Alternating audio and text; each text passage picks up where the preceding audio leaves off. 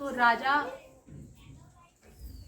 मनु और शत्रुपा, उनके 3 पुत्र 2 पुत्र, 3 पुत्रियां थी। आकुति, देवहूति, प्रसूति के बारे, तीनों पुत्रियों के बारे में तो मैंने बता दिया, विवाह कैसे हुआ, कैसे क्या हुआ, सारी चीजें। अब 2 पुत्र भी हैं। एक पुत्र का नाम है उत्तानपाद और एक पुत्र का नाम है प्रियव्रत।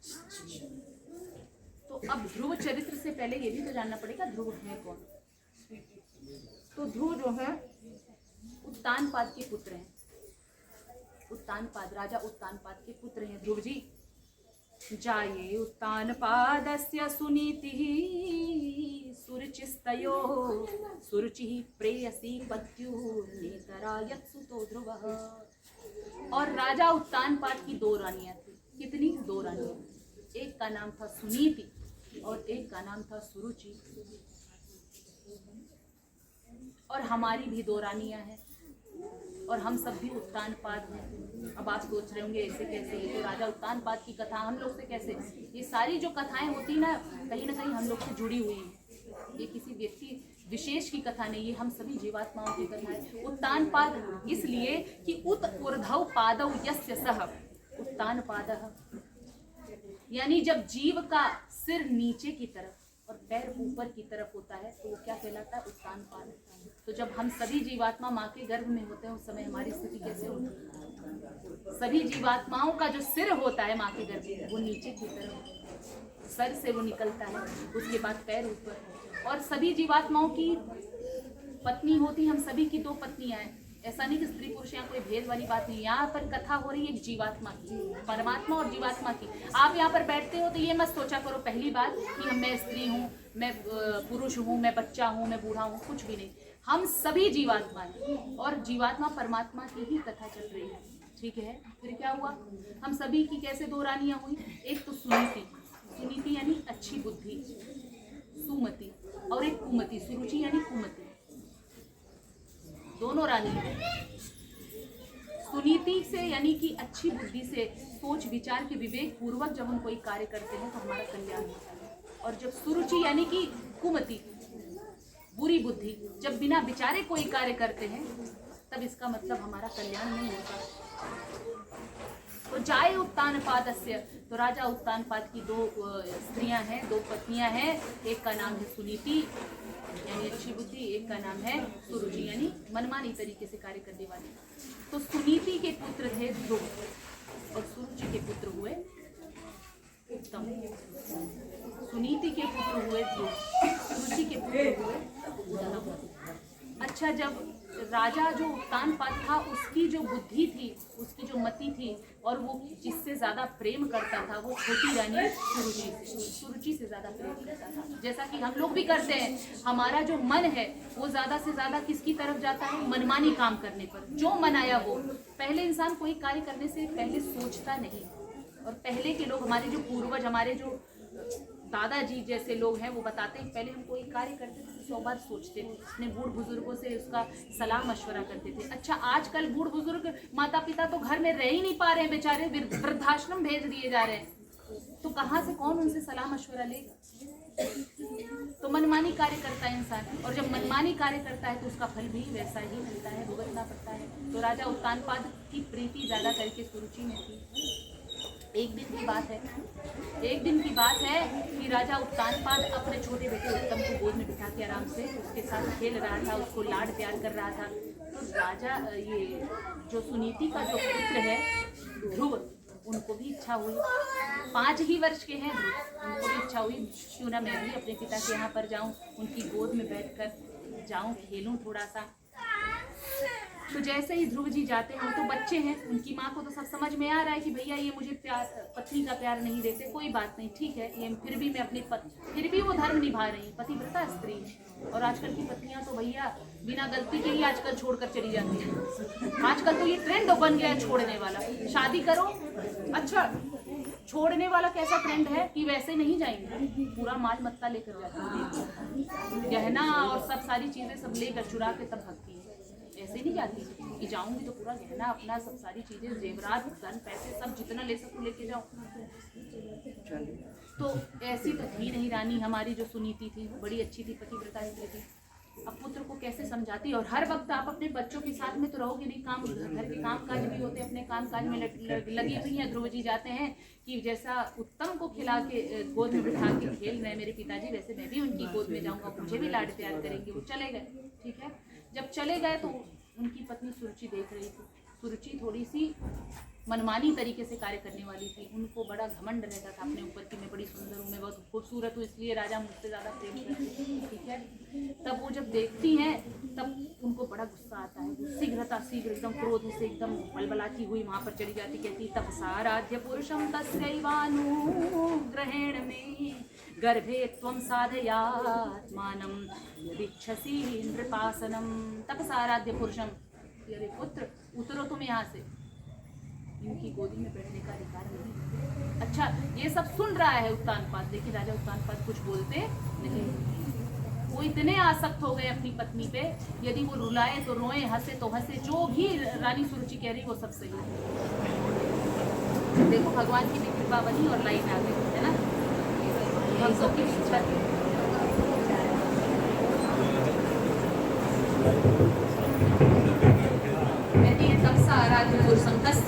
ग्रहण में गर्भे त्वं साधयात्मानं यदिच्छसि नृपासनं।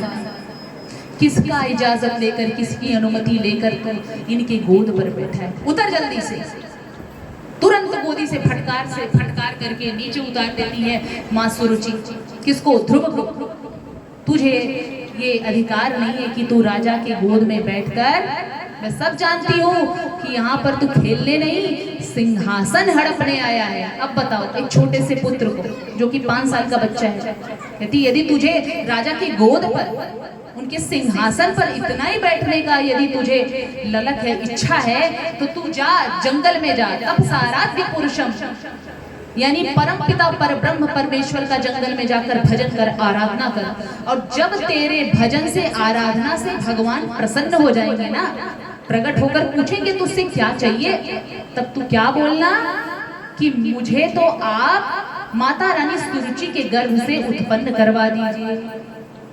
तब जब तू मेरा बच्चा होकर के पैदा होगा, मेरे गर्भ से उत्पन्न होगा, तब तू भागी बनेगा राज सिंहासन पर या राजा की गोद में बैठकर खेलने का। उसके पहले तुझे ये अधिकार मैं नहीं दे सकती।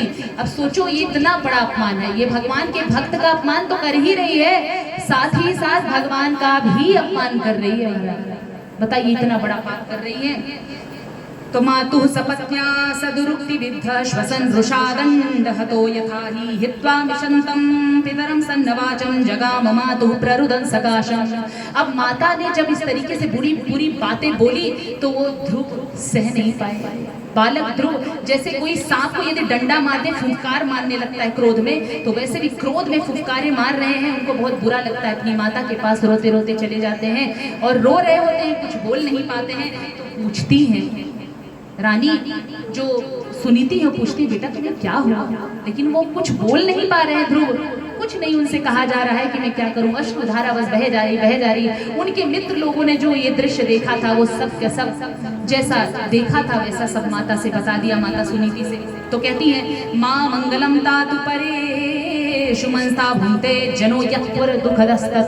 कोई बात नहीं बेटा, यदि तेरी छोटी माँ ने ऐसा किया है तो क्या पूरा किया है, तू उनके अमंगल की भावना मत सोच। और आजकल की माताएं तो ऐसी हैं, यदि पुत्र को किसी ने कुछ बुरा बोल दिया तो अपने पुत्र को ये नहीं सोचेंगी हो सकता है कि मेरे पुत्र ने उनको कुछ गाली दिया हो या कुछ बुरा बोला हो, सीधा भैया लड़ने चली जाएंगी कि मजाल कैसे हुआ मेरे बच्चों को डांटने की, क्यों कैसे कर दिया आपने।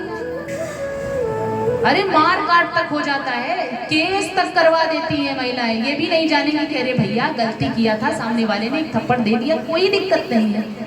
लेकिन नहीं, आपकी हिम्मत कैसे हुई। यहाँ पर रानी सुनीति ही ऐसा कार्य कर सकती है आप, लेकिन मुझे पता है आप सब जो भी माताएं हैं वो रानी सुनीति जैसी ही हैं, मुझे ये विश्वास है। तो रानी सुनीति कहती है बेटा कोई बात नहीं, तेरी छोटी माँ है, बोल दिया तो बोल दिया, बड़ी है ना, तुमसे श्रेष्ठ है, कोई दिक्कत नहीं है। तुमको यदि कुछ बोल ही दिया, मान लो गलत ही बोल दिया है, अपशब्द ही बोल दिया, तो क्या इससे तुम कट गए? नहीं, कोई बात नहीं, धैर्य आना चाहिए। तो माताओं को सिखाना चाहिए पेशेंस। यहाँ भी माता को खुद ही पेशेंस नहीं रहता है, माताओं को तो सिखाएंगी कहाँ, तुरंत लड़ने चले जाते हैं। सत्यम सुरुचाभीतम भवानी यद्दुर्भगाया उदरे गृहीतः। कहीं तेरी माँ ने कुछ गलत नहीं, मैं तो वैसे भी दुर्भाग्यशाली हूँ कि मुझे पत्नी का सुख नहीं मिल रहा है राजा, मतलब वो भाग्यशाली है कि उसको पत्नी का सुख मिल रहा है, मैं दुर्भाग्यशाली हूँ कि मुझे पति का सुख नहीं मिल रहा है। कोई बात नहीं, ये मेरे पूर्व जन्म का कर्म है जो मैं भुगत रही हूँ। लेकिन मैं तुझे एक बात बता देना चाहती हूँ, तेरी सुरुचि माता ने तो उन परम पिता से तुझे साक्षात्कार करवा दिया, उसके विषय में बताया कि उसको जाके भाई, मैं तो तुझे सांसारिक पिता से ही नहीं मिलवा पाई और वो तो जगत पिता से तुझे मिलवाने की बात कर रही है, तो बहुत बड़ी बात है। बोलिए भक्तवत्सल भगवान की जय। कहती है तेरी माँ सुरुचि ने जो कहा इस पर विचार अवश्य कर बेटा, तू जरूर जंगल में जा, मैं तेरी माँ हूँ, तुझे आज्ञा देती हूँ, तू जंगल में जा, भगवान का भजन कर, तो तुझे इस लोक के सिंहासन को प्राप्त करने की आवश्यकता नहीं पड़ेगी पुत्र, तू तो उस पद को प्राप्त कर जाएगा। क्योंकि तेरे पितामहों ने भी जो ये पदवी प्राप्त करी है किसकी कृपा से? भगवान की कृपा से। तो क्यों ना तू उस भगवान को ही प्राप्त कर ले और इस पदवी को प्राप्त कर ले जो तेरे दादा परदादाओं दादा महादादाओं ने भी नहीं प्राप्त किया है। तो धन्य है ऐसी देवियों को। बोलती है हरि व्यापक सर्वत्र समाना, प्रेम ते प्रकट हो ही मैं जाना। श्री राम जय सिया रामा, श्री राम जय सिया रामा। कहते हैं भगवान को कहाँ मिलेंगे मुझे भगवान? माँ आप जंगल में भेज रहे क्या? जंगल में मुझे भगवान मिलेंगे? हाँ, हरि व्यापक सर्वत्र समाना, भगवान हर जगह व्याप्त है, बस प्रेम जागृत होना चाहिए। तो तू जा मंगल, वहां पे तुम्हारा जरूर मंगल होगा। भगवान जो है वो कण कण में समाहित है, इसलिए तू माँ सुरुचि की आज्ञा का पालन कर। जो ध्रुव है भगवान के भक्त हैं, ध्रुव जी अपनी माता की आज्ञा का अनुकरण करते हैं। वो कहते हैं ठीक है माँ आपने कहा है तो मैं अवश्य जाऊंगा। वो जंगल में निकल जाते हैं, लेकिन जब जंगल में जा रहे होते तो भगवान देखते हैं कि मेरा भक्त नन्हा सा बालक 5 साल का है। सोचिए 5 साल की उम्र में तो बच्चा एकदम, उसको कोई बोध नहीं होता, कोई ज्ञान नहीं होता। उस 5 साल की उम्र में वो बच्चा जाता है, वो बालक जाता है और क्या बोलता है कि मैं जाऊंगा। और एक तरीके से वो छत्री भी है ना, राजा तो छत्री होते हैं। कहते हैं कि अब मैं जाऊंगा और जो माँ सुरुचि ने किया है कहा है वो मैं जरूर करके दिखाऊंगा, अवश्य अपनी भक्ति से भगवान को प्रसन्न करूंगा और वरदान मांगूंगा। ऐसा पदवी मांगूंगा ना कि जो मेरे पिता को क्या परदादा को भी नहीं प्राप्त हुआ है, ऐसी पदवी मैं मांगूंगा। ऐसा सोचते विचारते ध्रुव जी चले जाते, लेकिन भगवान देखते हैं कि मेरा भक्त चला गया मेरी प्राप्ति में, तो वहां नारद जी को भेजते हैं। अब नारद जी जो है यहाँ पर आते हैं परीक्षण करने के लिए, देखूं तो सही कि ये पका हुआ है कि नहीं। कच्चा फल तो कोई खाता नहीं, पका हुआ फल तो हम खाते हैं। जब हम पका हुआ फल खाते हैं तो भगवान कच्चे इंसान को तो स्वीकार नहीं करेंगे। तो अहो तेजा क्षत्रियाणाम मान भंगम मृष्यताम, नारद जी समझाते हैं। अब देखते हैं, कहते हैं अभी बालक है, छोटा सा नन्हा सा बालक है, 5 साल की अवस्था है, क्या तो इन सब चक्करों, मान लो तुम्हारी बड़ी माँ ने अगर बोल भी दिया तो कोई बात नहीं बेटा, छोड़ो इन सब बातों को, बड़ी है बोल दिया, अब प्रेम से अपने घर पे जाओ। नहीं, ऐसा हो ही नहीं सकता, मैं जाऊंगा ही नहीं। और आप मुझे यहाँ पर ज्ञान की बातें बिल्कुल मत दीजिए, क्योंकि यदि आप मुझे जितना भी ज्ञान की बातें देंगे बताएंगे मैं उसको ग्रहण नहीं कर सकता, क्योंकि मेरी छोटी माँ के बाण वचनों से मेरा जो हृदय है ना एकदम बिथ गया है, चलनी हो गया है। और ज्ञान टिकता है, एक कटोरे में ज्ञान टिक सकता है, लेकिन जो छिद्र है उसमें क्या कोई चीज टिक सकती है? नहीं टिक सकती, वो तो निकल जाएगा। तो आप तो ज्ञान ठीक दे रहे हो कि बड़ों की बातों का, लेकिन वो बात मेरे हृदय में गड़ गई है, तो मैं भगवान को अवश्य इतनी तपस्या से प्रसन्न करूंगा। तो नारद जी जान जाते हैं भैया ये भगवान का पक्का चेला है, उसके कान में मंत्र डालते हैं, 12 अक्षर मंत्र फूकते हैं। ओम नमो भगवते वासुदेवाय, ओम नमो भगवते वासुदेवाय। कहते हैं बेटा इस 12 अक्षर मंत्र का नाम मतलब मंत्र दे दिया है, अब तू जो है हरिहर क्षेत्र में जा, यमुना नदी के तट पर जा और वहां पर कुटिया बनाकर इसी मंत्र के द्वारा भगवान की आराधना कर, तपस्या कर, तेरा कल्याण भगवान अवश्य करेंगे। तो फिर उन्होंने क्या किया, भगवान के नारद के हिसाब से ध्यान करने बैठ गए। कौन? ध्रुव जी। तो पहले उन्होंने क्या किया, तपश्चर्या कैसे की? देखिए, ऐसे तपस्या नहीं करनी चाहिए कि आप इकट्ठा ऐसे कर लो कि जैसे किसी माता ने सुना कि नवरात्रि का व्रत रहना चाहिए तो फटाक से नवरात्रि का व्रत रहना चालू। इसके पहले भी यदि आपने किया हो तो तपश्चर्या धीरे धीरे बढ़ाना चाहिए, क्षमता के हिसाब से। पता चले किसी माता को क्षमता नहीं है 9 दिन का व्रत रखने का और उन्होंने सुन लिया तो वो रह गई, बाद में पता चलता है बीमार हो गई, हॉस्पिटलाइज करवाना पड़ा। तो ऐसा नहीं होना चाहिए। तो उन्होंने तपश्चर्या का कैसे अभ्यास किया, ध्रुव जी की तरह बताते हैं हमको भी करना चाहिए कि त्रिरात्रांते कपित्थ बदराशना। पहले उन्होंने 1 महीने का तपश्चर्या मतलब अपनाया, 1 महीने का नियम क्या बनाया कि 3 दिन तक, तो 1 महीना है 30 दिन मान लो, तो 3 दिन तक ध्रुव जी महाराज क्या करते थे, कंदमूल फल जो जंगल में रहता था उसको खाते थे और 3 दिन तक वैसे निराहार। ऐसे फिर 3 दिन तक कंदमूल फल खाते थे, 3 दिन तक वैसे ही रहते थे। ऐसे करते करते 1 महीना ऐसे बिताया। फिर जब 1 महीना बीता, दूसरा महीना लगा, तो दूसरे महीने में कंदमूल फल भी उन्होंने खाना छोड़ दिया। अब 6-6 दिन का व्रत लिया। कितने?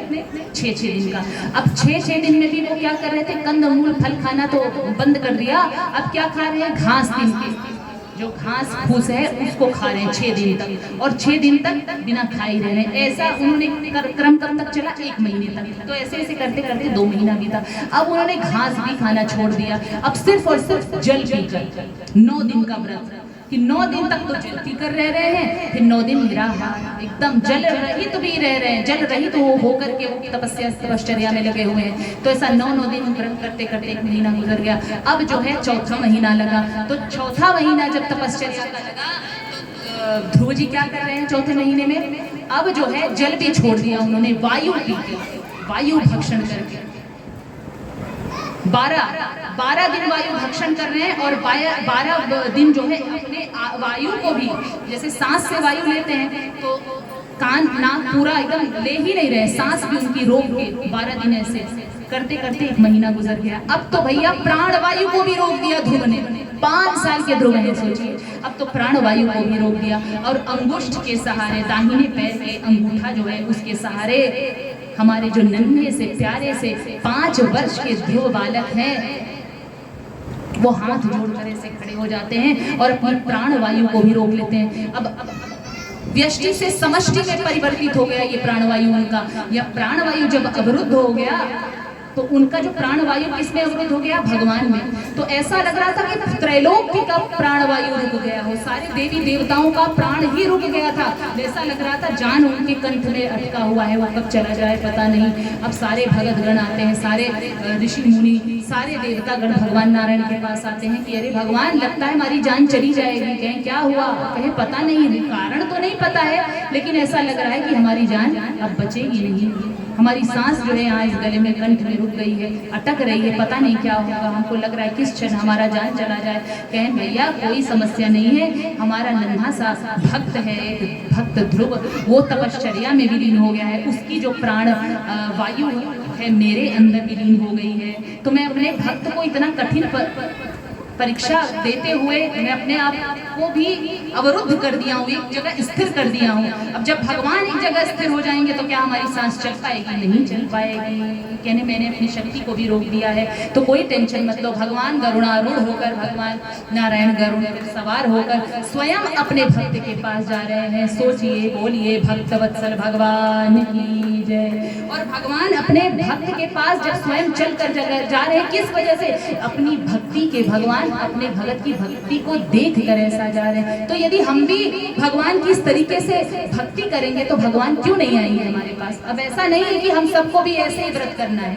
भगवान कहते हैं भाव से, दिन रात मेरा चिंतन मनन करते रहो, कुछ भी करते हो, आप कहीं भी जाते हो, माताएं भी यदि शॉपिंग करने जा रही हैं, कहीं भी जा रही हैं, बच्चों को छोड़ने जा रही हैं, भोजन बना रही हैं, कोई भी कार्य कर रही है, कहते हैं भगवान असौच अवस्था में भी आप भगवान का चिंतन कर सकते हो, कर्म कांड नहीं कर सकते हो, लेकिन भगवान का ध्यान सोते जागते बैठते उठते यानी असौच अवस्था में कभी भी भगवान का ध्यान आप कर सकते हो।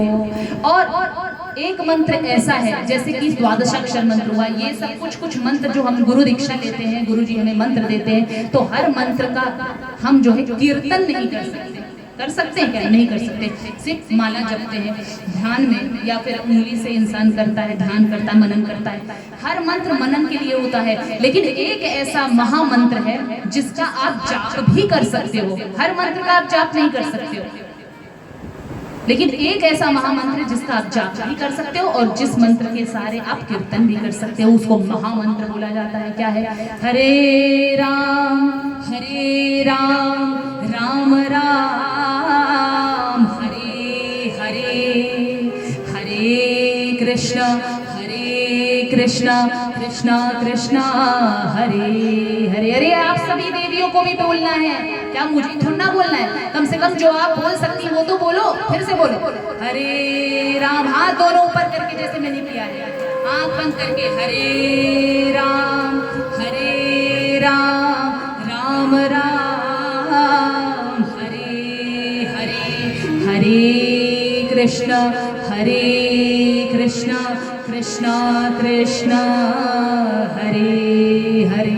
तो इसका कीर्तन भी तो होता है, हरे राम राम राम हरे हरे, और इसका जाप भी होता है। तो इस तरीके से वहां पर अपने भक्त को दर्शन देने के लिए पहुंचते हैं। अब भक्त तो भैया अपने में एकदम आंख बंद करके विलीन है, ध्यान कर रहे हैं प्रभु का। भगवान समझ गए अब ये तो आंख बंद किया है, आंख खोलेगा कैसे?